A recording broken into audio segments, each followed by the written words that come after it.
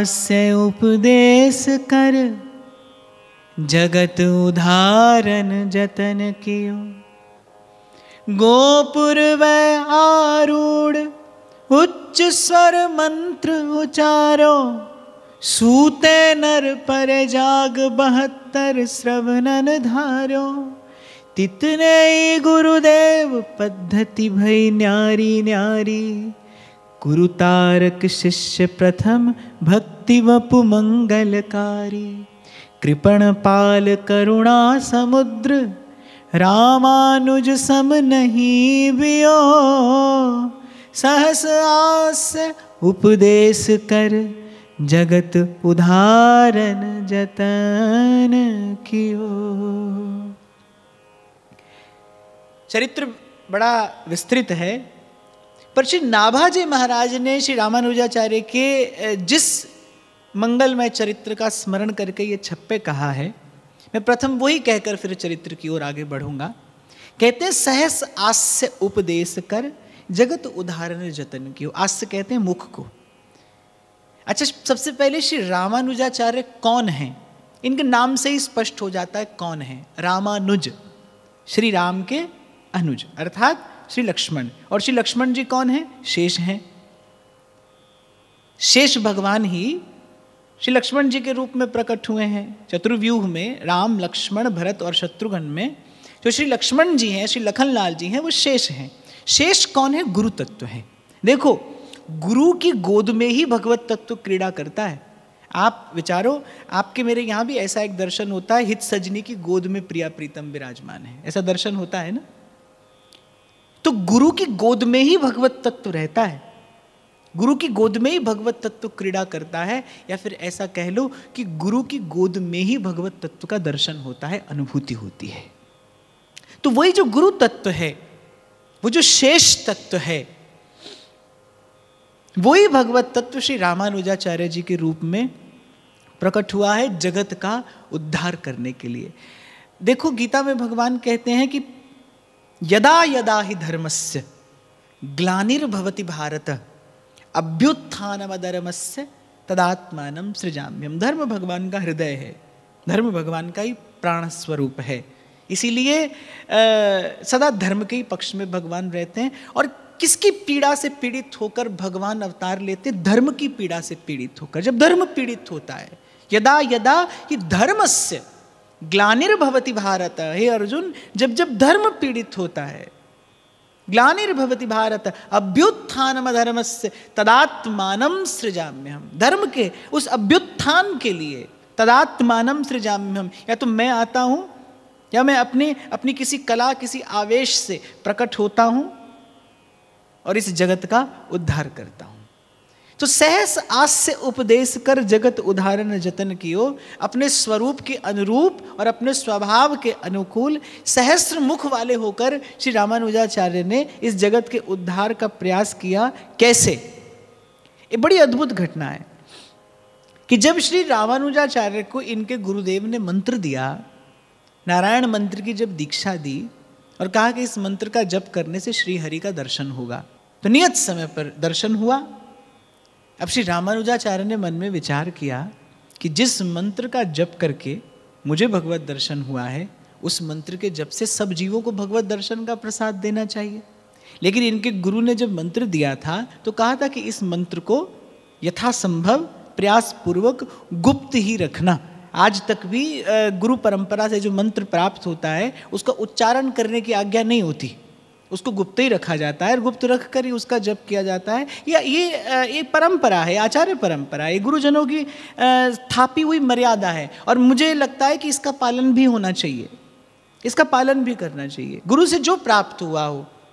क्योंकि अपने अपने परम धन को, अपने उस परम धन को, उस परम निधि को ऐसे प्रकट नहीं किया जाता। तो गुरु ने आज्ञा दी थी कि भाई इस मंत्र को गुप्त रखना। पर श्री रामानुजाचार्य ने तो एक बड़ा विलक्षण कार्य किया, विचित्र कार्य किया, जो साधारण बुद्धि से समझ में नहीं आता। मंदिर के शिखर पर जाकर चढ़ गए, मंदिर के शिखर पर जाकर चढ़ गए और बड़े उच्च स्वर से उस मंत्र का उच्चारण किया। मंत्र का उच्चारण निषेध है, नहीं करना चाहिए। और फिर गुरु की आज्ञा थी कि भाई मंत्र को बिल्कुल गुप्त रखना। पर परहित सरस धर्म नहीं भाई। धर्म का भी धर्म क्या है? परहित, सब सोहित। ये धर्म का भी धर्म है, ये धर्म का प्राण तत्व है, ये परम धर्म है। इसलिए गोस्वामी जी कह रहे परहित सरस धर्म नहीं भाई, इसके जैसा कोई दूसरा धर्म नहीं है। उस परहित का विचार करके गुरु की आज्ञा भी एक ओर रख दी, शास्त्र की मर्यादा का भी अतिक्रमण कर गए, क्योंकि हृदय में इतनी करुणा उमड़ी कि जब मैंने जो प्रसाद पाया है, ये प्रसाद में अकेले नहीं पाना जाता। जब चारों ओर देखा कि जीव पीड़ित हो रहा है, कराल कलिकाल जीव मात्र को कष्ट दे रहा है, काम क्रोध लोभ वो अहंकार ईर्ष्या राग द्वेष मद मात्सर्य की अग्नि में तप रहा है जीव, तो हृदय में करुणा उमड़ी। विचार नहीं किया और उस उमड़ती हुई करुणा के आवेश में आकर मंदिर के शिखर पर जाकर खड़े हुए और बड़े उच्च स्वर से उस मंत्र का उच्चारण कर दिया। छप्पय के अनुसार कहते हैं 72 लोगों ने उस समय उस मंत्र का श्रवण किया, और जिसने उस मंत्र का उस समय श्रवण किया उस सब के सब भगवत दर्शन पाकर कृतार्थ हुए। आज भी 72 पद्धतियां मिलती हैं यहाँ पर, इस संप्रदाय में आज भी 72 पद्धतियां बिलग बिलग मिलती हैं। और जिन 72 उन सौभाग्यशाली जनों ने उस मंत्र का श्रवण किया, जप करके भगवत दर्शन प्राप्त किया, भावना की सिद्धि की और इस लोक का कल्याण किया। पर लेकिन जब इनके गुरु को पता चला कि श्री रामानुजाचार्य ने ऐसा कार्य किया है, तो गुरु क्रोधित हुए और श्री रामानुजाचार्य जी से कहने लगे कि तुमने गुरु आज्ञा का उल्लंघन किया है और गुप्त नारायण मंत्र का प्रकट रूप से इस प्रकार उच्चारण कर दिया है, तुमको नरक जाना पड़ेगा, तुम्हें नरकवास करना पड़ेगा। और श्री रामानुजाचार्य क्या उत्तर देते हैं? प्रसन्न वदन मुस्कुराते हुए और गुरुदेव के श्री चरणों में मस्तक रखते हुए कहते हैं कि एक मेरे नरक जाने से अगर संसार के इतने जीवों का नरक से उद्धार होता है तो मैं नरक जाने के लिए आज नहीं सदा सदा के लिए प्रस्तुत हूँ। कहते हैं कि जब गुरु ने, वो भी गुरु थे, समर्थ थे, भगवत प्राप्त महापुरुष थे, उन्होंने जब श्री रामानुजाचार्य जी के हृदय में जीव मात्र के प्रति ऐसी करुणा का दर्शन किया तो श्रीमन नारायण का उच्चारण करते हुए श्री रामानुजाचार्य जी को हृदय से लगा लिया। गुरु ने कहा कि नरक जाना होगा, तुम्हें नरक जाना होगा, ये योग्य नहीं था, ये उचित नहीं था, ये मर्यादा का अतिक्रमण करना था। और उत्तर देते हैं श्री रामानुजाचार्य भगवान कि मेरे नरक जाने से अगर कलयुग के सहस्त्र जीवों का उद्धार होता तो मैं सदा नरक में रहने के लिए प्रस्तुत हूँ, प्रस्तुत हूँ। जब ऐसी करुणा का दर्शन किया, धर्म के आचरण का फल क्या है भाई? जीव के प्रति दया। तो नाभाजी को बड़ा प्रिय ये चरित्र लगा श्री रामानुजाचार्य का कि गुरु आज्ञा का उल्लंघन करके लेकिन प्राणी मात्र के कल्याण का विचार करके मंदिर के शिखर पर जाकर मंत्रोच्चारण किया। हमारे व्यास जी भी कुछ ऐसी बात कहते हैं परम धन राधा नाम आधार, जाई शाम मुरली में टेरत सुमिरत बारंबार। फिर कहते हैं कि वेद तंत्र और जंत्र मंत्र में यही कियो निर्धार, श्री शुक प्रगट कियो नहीं आते जान सार को सार। एक बड़ी सुंदर घटना आचार्य चरण के जीवन में घटी कि एक बार आप अपने शिष्यों के सहित श्री जगन्नाथ भगवान का दर्शन करने के लिए गए। अब श्री जगन्नाथ जी भगवान की सेवा में जो पंडे पुजारी थे वो किंचित वेद विधि का सम्यक प्रकार से पालन नहीं कर रहे थे। अब रामानुजाचार्य भगवान तो आप राम के अनुज हैं, आप श्री राम के अनुज हैं, प्रभु यदि मर्यादा पुरुषोत्तम है तो आप प्रभु के मर्यादा की रक्षा में सदा तत्पर और सावधान रहने वाले। तो आचार्य चरण को तो उन पंडे पुजारियों पर बड़ा क्रोध आया। राजा से कहा, राजा को आज्ञा दी कि तत्काल इन्हें सेवा से बाहर कर दिया जाए, और अपने जो शिष्य उनके साथ थे उन शिष्यों को साथ लेकर और श्री जगन्नाथ भगवान की बिल्कुल वेद विहित विधि से पूजा अर्चना आरंभ कर दी। अब जो वो पंडे पुजारी थे वो बेचारे मंदिर के बाहर जाकर रोने चिल्लाने लगे, बार बार श्री जगन्नाथ जी से क्षमा मांगते हैं कि प्रभु भूल हो गई हमसे, हमारी भूल सुधार लेंगे हम, अब कोई त्रुटि नहीं होगी सेवा में, पर ये सेवा हमसे न ले ली जाए, ये सेवा का सुख हमसे न ले लिया जाए। अब जगन्नाथ जी तो करुणा अवतार हैं, उन्होंने श्री रामानुजाचार्य जी से कहा कि भाई इनको मैंने स्वीकार किया है, इनको मैंने स्वीकार किया है। और सूरदास जी कहते हैं जगत पिता जगदीश जगत गुरु, पर भगत की सहत डिठाई। भक्त डिठाई भी करे, धृष्टता भी करे तो भगवान सह लेते हैं। कितना भी चंचल चपल बालक हो, पर माँ त्याग तो नहीं देती। हाँ, ये बात दूसरी, कभी फटकार दे पर त्याग नहीं देती। दूध पीता है बालक माँ का, पेट में लात मारता है, माँ उतार कर नहीं रख देती। तो जी जगन्नाथ जी के मन में, वो तो करुणा अवतार हैं, उनके मन में तो करुणा उमड़ी। वो पंडे पुजारी मंदिर के बाहर बैठकर रो रहे हैं, बिलख रहे हैं, और रामानुजाचार्य जी ने उठाकर निकाल कर सबको बाहर किया कि वेद विधि का पालन नहीं करते, तुमने परंपरा और मर्यादा का अतिक्रमण किया है, तुम भगवत सेवा में रहने योग्य नहीं हो, भगवान के दिव्य श्री अंग को, श्री विग्रह को स्पर्श करने योग्य नहीं हो, और जाने क्या क्या। अब भगवान ने बड़ी विनम्रता से कहा कि देखिए, इनको हमने सेवा में स्वीकार कर लिया है, एक बार अंगीकार किया है, तो अब हम इनका परित्याग नहीं कर सकते। पर भाई अनेक बार भगवान ने कहा, पर श्री रामानुजाचार्य भगवान ने एक नहीं सुनी। और श्री प्रियादास जी तो लिखते हैं, बोले कि प्रतापी भक्त के सामने कभी कभी भगवान की भी नहीं चलती। ये इस चरित्र का बड़े विस्तार से श्री प्रियादास जी वर्णन करते हैं। वो कहते हैं प्रतापी भक्त के सामने तो भगवान की भी नहीं चलती। भगवान को श्री रामानुजाचार्य जी की बात माननी पड़ी। उस समय तो कुछ नहीं कहा, पर प्रभु के हृदय में तो करुणा उमड़ रही थी उन पंडे पुजारियों को देखकर। आचार्य अपने स्वरूप में स्थित हैं, प्रभु अपने स्वरूप में स्थित हैं, और ये बड़ी विचित्र स्थिति उत्पन्न हो गई। उन्होंने कहा कि मैं इन्हें सेवा में आने नहीं दूंगा। भगवान कुछ भी कहते, भगवान ने कहा भाई हम पतित पावन हैं, हम तो पतित पावन हैं, हम पतितों को पावन करने वाले हैं। तो श्री रामानुजाचार्य भगवान ने कहा बने कैसे हो पतित पावन? धर्म को धारण करके ही तो आप भगवान हैं। आप धर्म छोड़ दें फिर आप कैसे भगवान हैं? तो भगवान कुछ भी कहते, रामानुजाचार्य भगवान उत्तर दे देते, और बिल्कुल वेद विहित उत्तर देते। भगवान हर प्रश्न के बाद मौन हो जाते। फिर अंततः भगवान को लगा कि भाई ऐसे तो पार नहीं पड़ेगी। क्या किया? भगवान ने गरुड़ जी का स्मरण किया। गरुड़ जी उपस्थित हुए और भगवान ने कहा भाई ये जब सब लोग रात को सोएं तो रात को इनको सोते सोते ही अपने घर पहुंचा दो।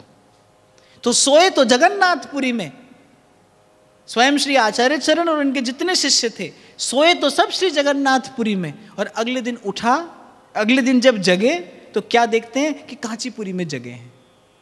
तब श्री रामानुजाचार्य जी के हृदय में प्रभु के स्वभाव का विचार हुआ कि ऐसी कवन प्रभु की रीत, बिरध हेतु पुनीत परिहर पामरन पर प्रीत। इसीलिए उस दिन मैं आपसे निवेदन कर रहा था, भाई हम कोई अपराध रहित सेवा नहीं कर सकते, कर नहीं रहे और कभी कर भी नहीं पाएंगे।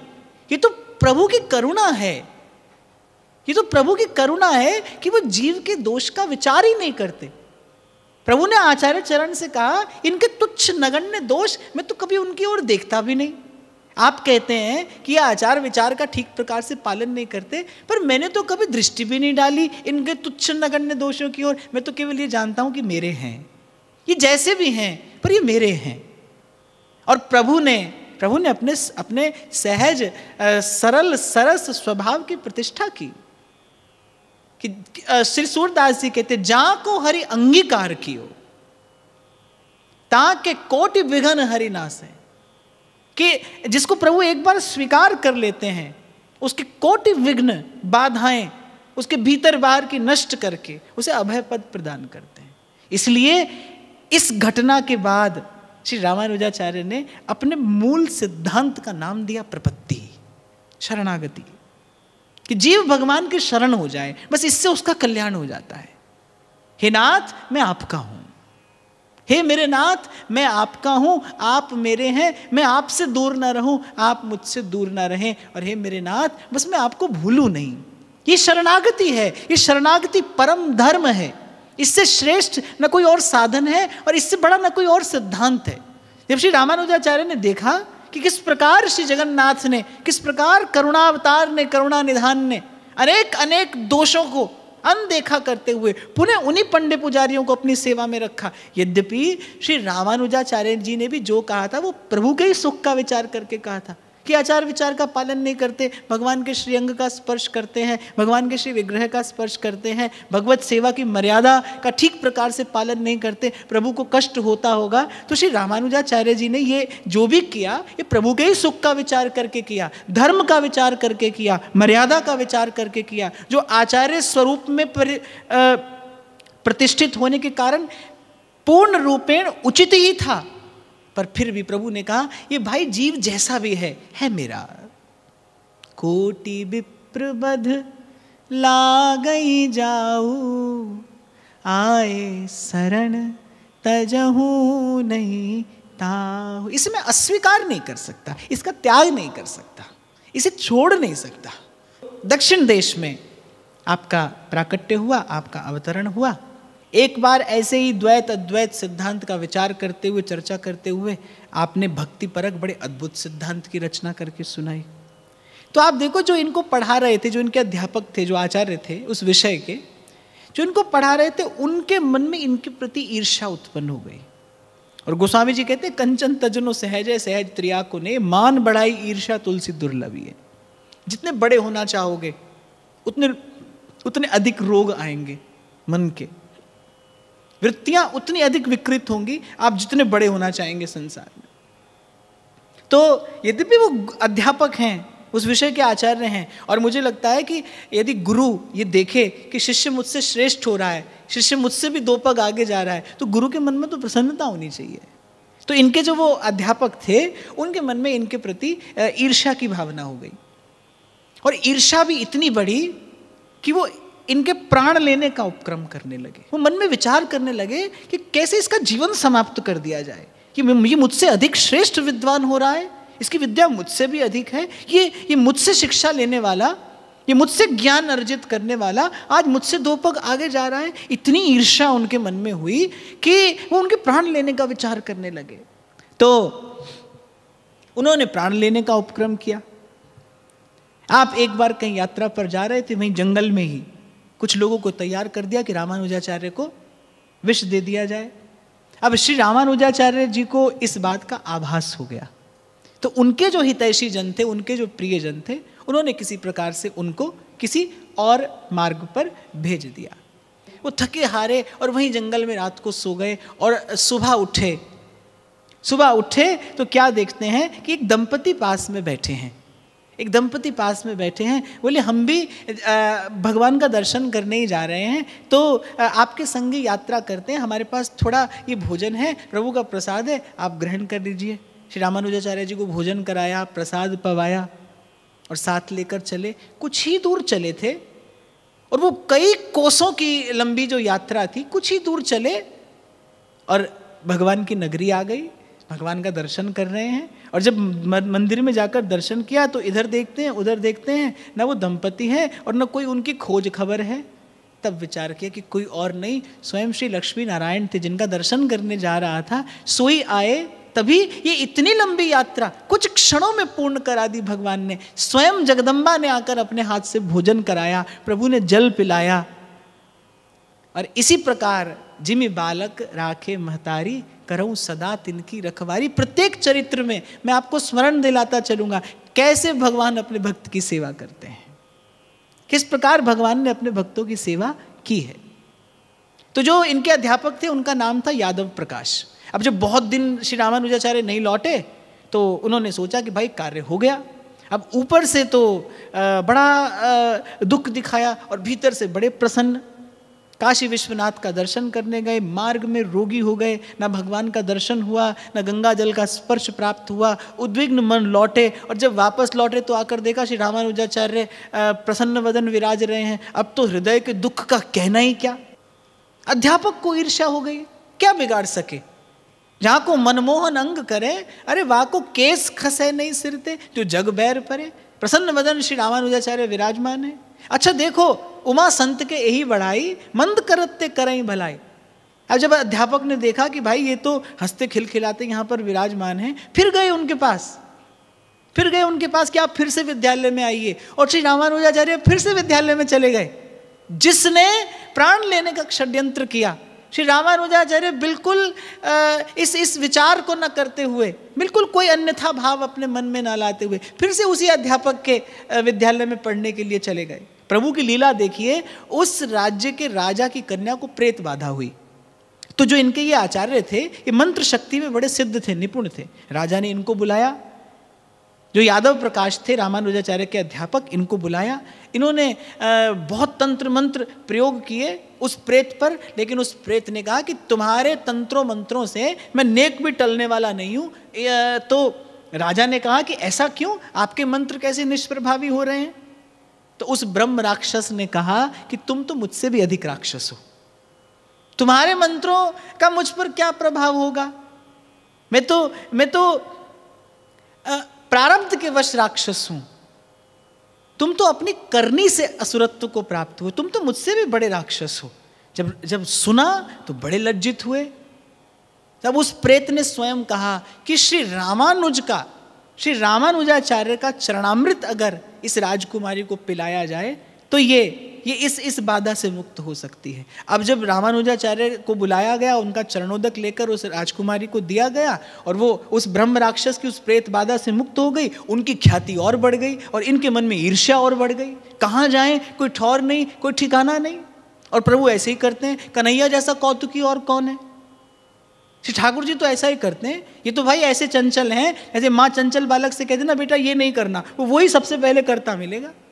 तो ऐसे श्री ठाकुर जी हैं, मानत सुख सेवक सेवकाई और सेवक बैर बैर अधिकाई। सेवक का कोई बैरी हो जाए तो प्रभु का भी बैरी है। तो कहने का तात्पर्य मेरा ये प्रसंग मैंने आपको इसलिए निवेदन किया, भाई ईर्ष्या से बच के रहना, ये भाव जीवन में न आने पाए। एक वणिक था धनुर्दास नाम का, उससे आचार्य बहुत प्रेम करते थे, बहुत प्रीति थी आचार्य चरण की उसमें। अब जो अन्य शिष्य थे उनको बड़ी ईर्ष्या होती थी कि अरे हम तो विरक्त हैं, तपस्वी हैं, हम तो साधु हैं, और ये उस गृहस्थ शिष्य से इतना प्रेम करते हैं, ये इतना आचार्य के हृदय में पक्षपात क्यों है? आचार्य चरण को इसकी खबर पड़ गई। अब उन्होंने कहा कि भाई ठीक है, सीधे सीधे तो इनसे कुछ नहीं कहेंगे, परीक्षा ली। वो जो साधु थे उनकी लंगोटियां छिपा दी गई। अब वो साधु लंगोटी के मारे चिंतित हो रहे हैं, एक दूसरे से लड़ रहे हैं, झगड़ रहे हैं। और वहीं ये जो धनुर्दास थे, इनकी पत्नी के समस्त गहने कुछ लोगों को भेजकर चुरा लिए। और जब धनुर्दास को खबर पड़ी कि पत्नी के सब गहने चोरी हो गए, कुछ एक रह गए, तो धनुर्दास कहने लगे, और चुराने वाले भी कोई और नहीं, वैष्णव वेशधारी थे, क्योंकि गुरु ने परीक्षा के लिए भेजा था। तो वो जो धनुर्दास थे वो अपनी पत्नी से कहने लगे कि अगर वैष्णव लेने आए थे तो तुमने कुछ अपने पास रख क्यों लिए? सबके सब उनकी सेवा में निवेदन क्यों नहीं कर दिए? तो पत्नी कहने लगी कि मैं तो सब देना चाह रही थी, और जैसे ही मैंने करवट बदली, वो जो स्वर हुआ, उस आहट को सुनकर वो लोग उनके हाथ में जो आया वो लेकर चले गए। इसके बाद श्री रामानुजाचार्य जी ने सब शिष्यों के मध्य में कहा कि तुमने साधु का वेश लिया है पर तुम लंगोटी के लिए झगड़ते हो। और यहाँ इसके हृदय की स्थिति देखो, इसके भाव की स्थिति देखो कि इसकी पत्नी के गहने जा रहे हैं। एक गृहस्थ के लिए तो संचय उचित है, क्योंकि उसे साधु की सेवा करनी है, उसे गृहस्थ का निर्वाह करना है, उसे धन की आवश्यकता है। इसकी संचित संपत्ति को लिए जा रहे हैं वैष्णव, और ये अपनी पत्नी से कह रहा है कि अरे थोड़ी भी अपने पास रखने की क्या आवश्यकता थी? वैष्णव ही तो हैं, प्रभु के जन ही तो हैं, उनकी सेवा में संपूर्ण निवेदन क्यों नहीं कर दिया? साधु का वेश तो प्रभु भी उसकी पूजा करते हैं। साधु का वेश तो लोक का मंगल करने वाला है, वैष्णव वेश लोक को पवित्र करने वाला है। पर साधुता केवल वेश पर टिकी न हो, साधुता उससे कहीं अधिक उदार, कहीं अधिक गहन और कहीं अधिक गंभीर वृत्ति है। साधुता व्यवहार में हो। मैंने आपसे कल भी कहा था, भाई मंदिर में तो सभी भक्त हैं, मंदिर में तो सभी भगवान की भक्ति दिखाई पड़ते हैं, पर आपकी भक्ति आपके व्यवहार से परिलक्षित हो, आपकी भक्ति आपके व्यवहार में उतरे। पूजा तो सभी भगवान की विधि निषेध से युक्त होकर कर लेते हैं, पर जो करते हैं आप वो भी पूजा जैसी पवित्र भावना से किया जाए, तब भगवान के भक्त हैं। जहाँ जहाँ जाऊँ तुम्हारी सेवा, तुम सा ठाकुर और न देवा।